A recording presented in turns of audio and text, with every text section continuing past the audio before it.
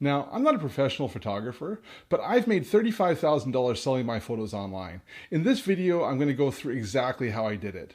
Which sites I've tried, which ones worked, which ones didn't, as well as which ones I think are going to be the best sites in the coming year.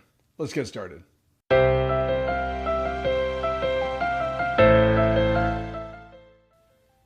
Hi, I'm James. I make a living as a software developer, but I love travel and landscape photography. For the past 7 years, I've been selling my photos online. Now, I'm going to be going through the results that I've got selling my photos online, but your results may differ depending on the type of photography you do. I'd love to hear in the comments section about whether you've tried selling your photos online before and what type of success you've had.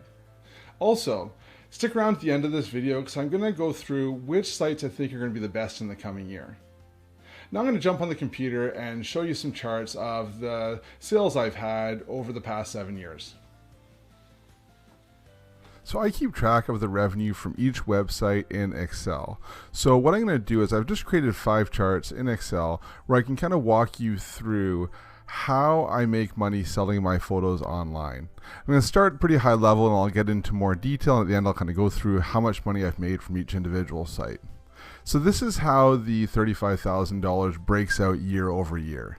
You can see that when I started here, my first year I only made about $1,000.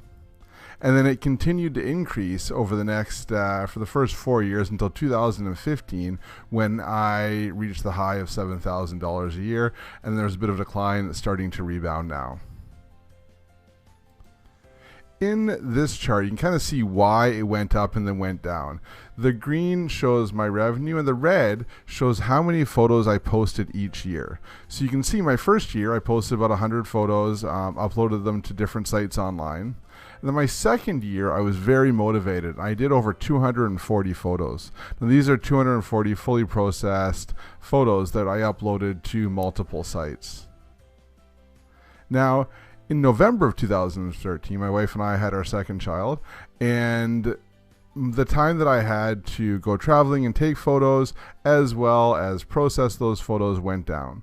So you can see in 2014, I only uploaded about 100 photos. Now, despite uploading less photos, my revenue kept going up in 2014 and even in 2015, even though the amount of photos that I posted went down.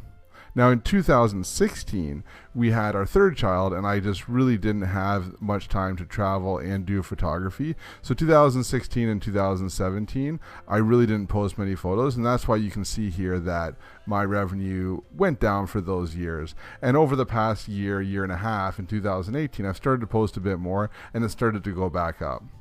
So you can see that once you upload your photos, you can keep getting revenue from them, even if you're not posting regularly, but it will go down slightly year over year. Looking at it a different way, this way I've shown the red line is the cumulative photos. So you can see how my photos grew over time. And right now I've got about 600 good photos posted across many sites across the web. Now, if you look at the types of sites that I upload to, you can really break them into 3 main sites. Okay, the first is direct stock. So this is my own website. So I have a website, souvenirpixels.com. I used to host it on Squarespace. I currently host it on SmugMug, and anybody can go on there and buy photos directly from me, photo licenses. So this is, companies will come on, a lot of travel companies, travel magazines, they'll see my photos. Typically they'll see my photos on social media, and then on my social media it links back to my website where they can just go on and purchase licenses. Also on my website you can purchase prints. So I sell prints on my website now. I also have uploaded my photos to a lot of print-on-demand sites, and I've tried out a bunch of them, but the only one that I've really had great success with is Fine Art America. So most of my photos are on Fine Art America, and I've made some money from those as well too. You can see here about 8%.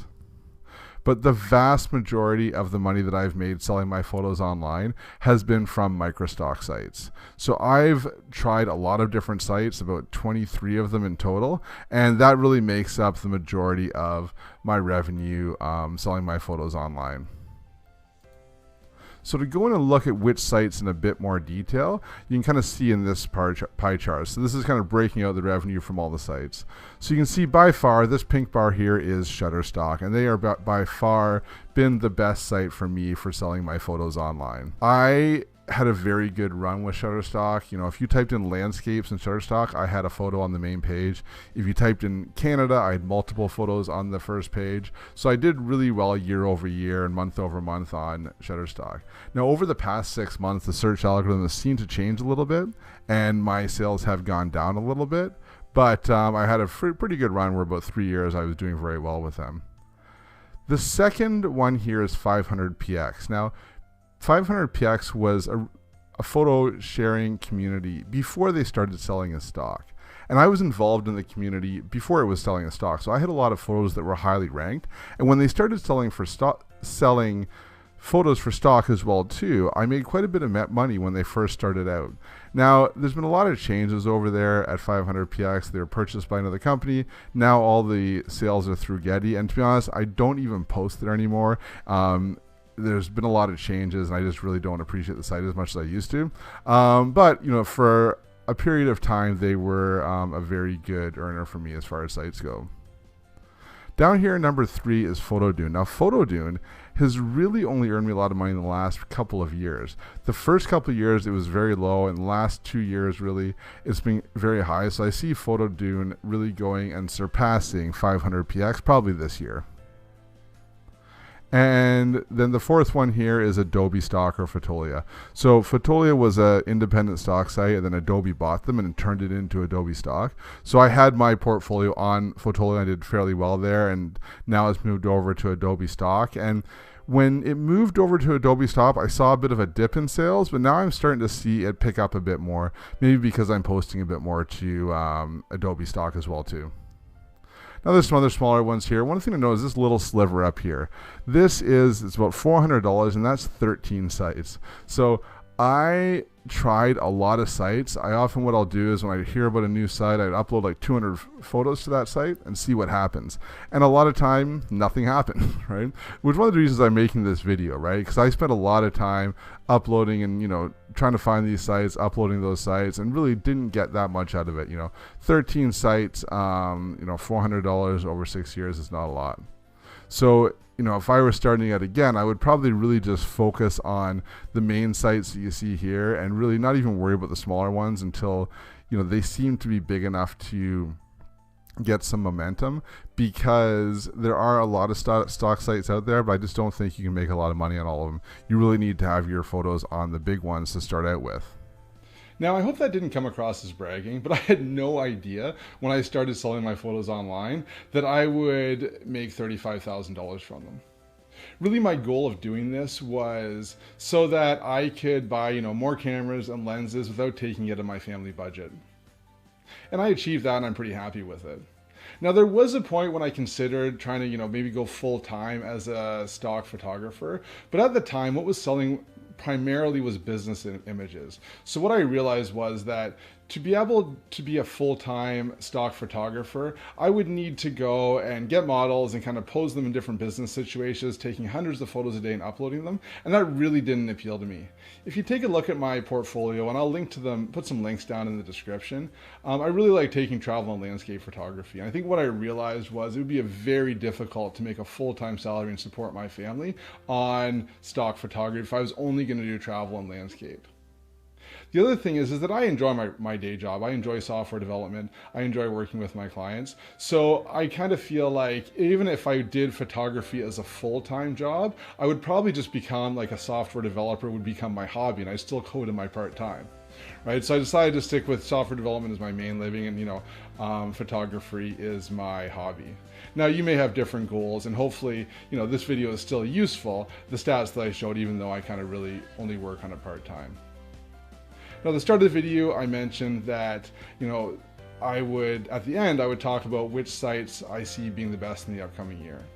Now, about 5 months ago, I tried uploading some of my photos to free stock sites.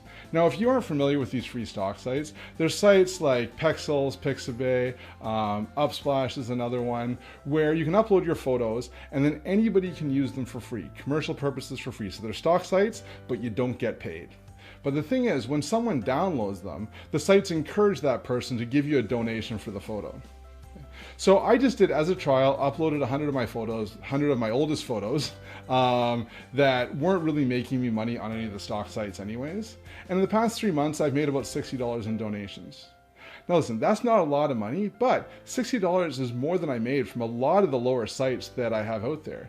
And as my sales go down on Shutterstock, I plan on taking more of my older images and uploading these to these sites, and I think they could be a fairly decent sized revenue source for this year. So that's something that you may want to look into as well. Again, I haven't made a lot of money off it in the past, but it's something that I'm going to be trying more in the future. You can let me know in the comments what you think about these free stock sites. Now, if you found this video useful, make sure you go and hit the like button below, as well as hit the subscribe and the bell so you can get notified when I upload new videos. Happy uploading.